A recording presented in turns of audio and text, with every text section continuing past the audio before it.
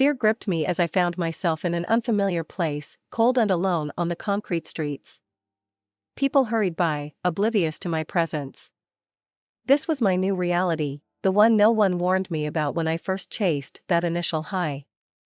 I had thought it was heroin, the drug everyone seemed to be on. Little did I know that the streets had changed after 2010. Fentanyl had infiltrated every corner of the drug scene, taking over as the main substance of choice. Fentanyl wasn't something I had ever intended to use. I was a hard-working individual, waking up each day to go to work. But one fateful decision changed everything. As the fentanyl coursed through my veins, a heat unlike anything I had ever experienced consumed my body and soul. In that moment, I felt an intense love for my wife, as if time would never cease. Day turned into night, and I found myself in a world where I had control. With every touch, I could feel the air around me, perceiving the world through the lens of fentanyl's throne.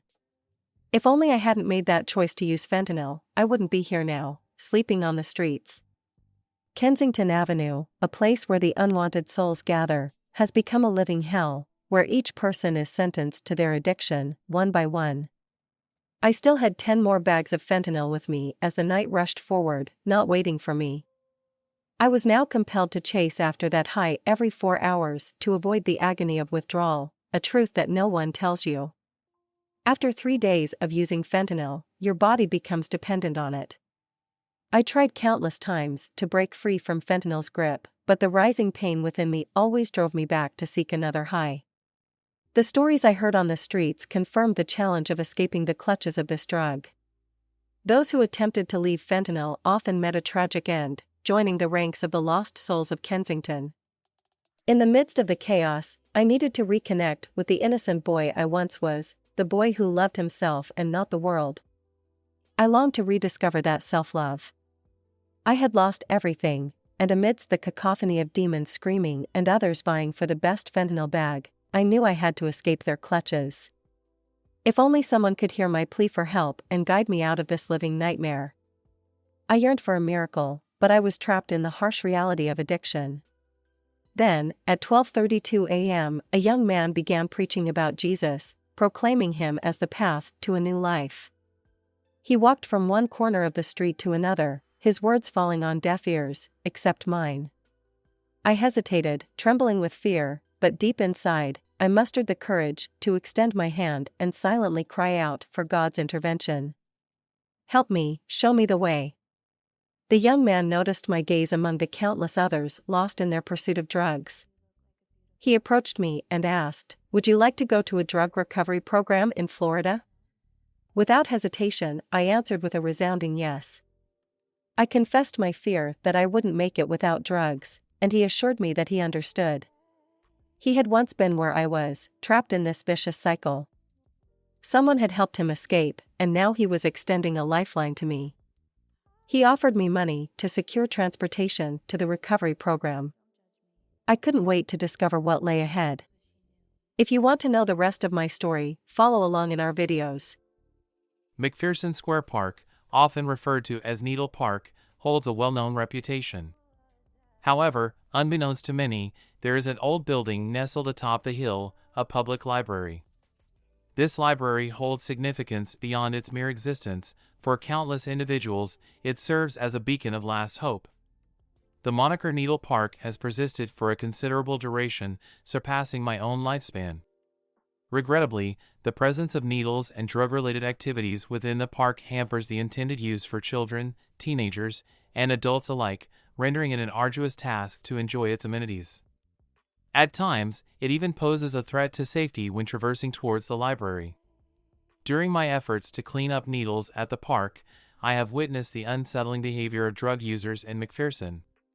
They heedlessly insert needles into the grass, with their sharp tips facing upwards, thereby heightening the risk of accidental stabbings.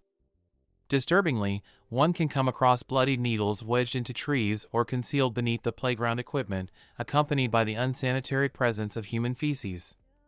However, thanks to the collaborative efforts of Parks and Recreation, as well as other dedicated groups, a fenced enclosure with secured locks now safeguards the playground, mitigating these hazards.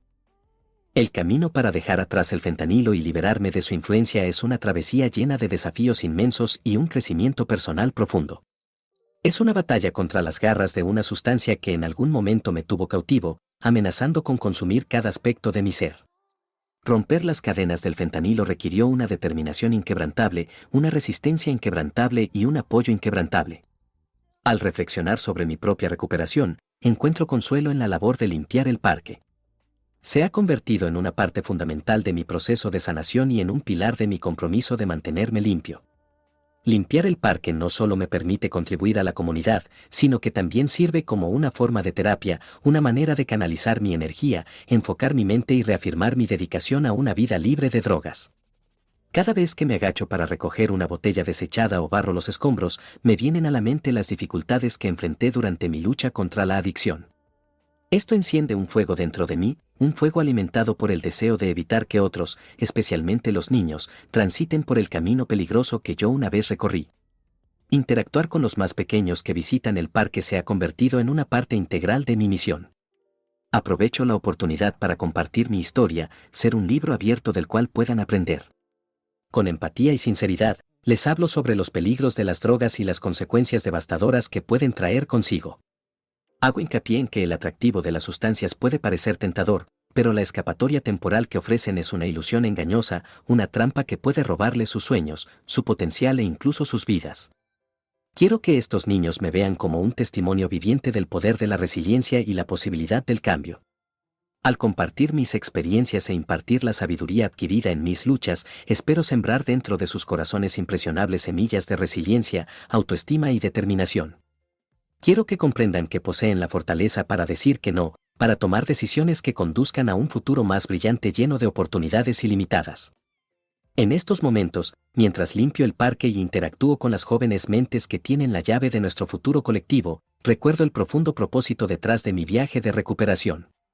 He descubierto que al guiar a otros lejos de los peligros de la adicción, reafirmo mi propio compromiso de mantenerme limpio.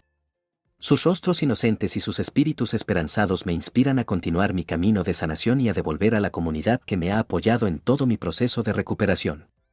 Juntos, trabajemos incansablemente para crear un mundo donde los niños estén protegidos de las garras de la adicción, un mundo donde su risa y sus sueños puedan florecer en un entorno seguro y enrique. Con cada movimiento de barrido y cada trozo de basura que recojo, reafirmo mi compromiso con un entorno limpio y libre de drogas. Realizo esta tarea como si estos parques fueran áreas de juego donde mis propios hijos disfrutarían, guiado por la creencia de que cada niño merece un refugio seguro para experimentar la inocencia y maravilla de la infancia. Mientras elimino los vestigios del abuso de drogas, me recuerdo del dolor y la devastación que la adicción inflige a las personas y a sus seres queridos. Es un capítulo doloroso de mi pasado que llevo con